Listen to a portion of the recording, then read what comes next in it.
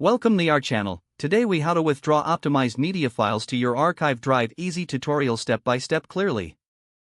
First, ensure your archive drive is connected to your computer.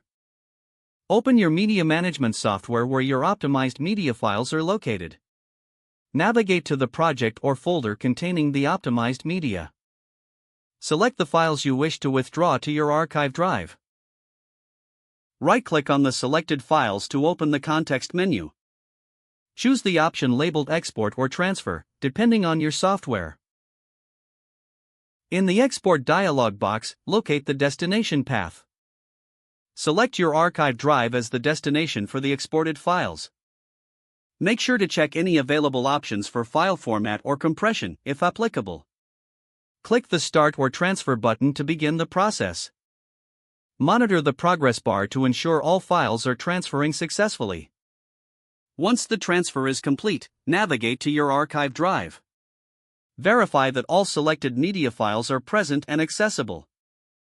Safely eject your archive drive from the computer once verification is complete.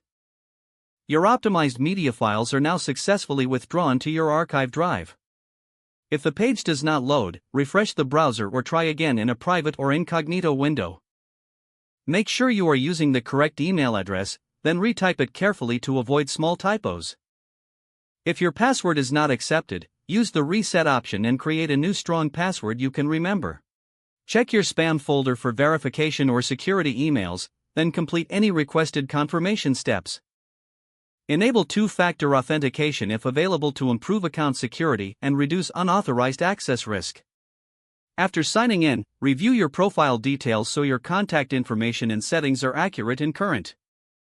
If you see an error message, note it down and try again after restarting your device and internet connection.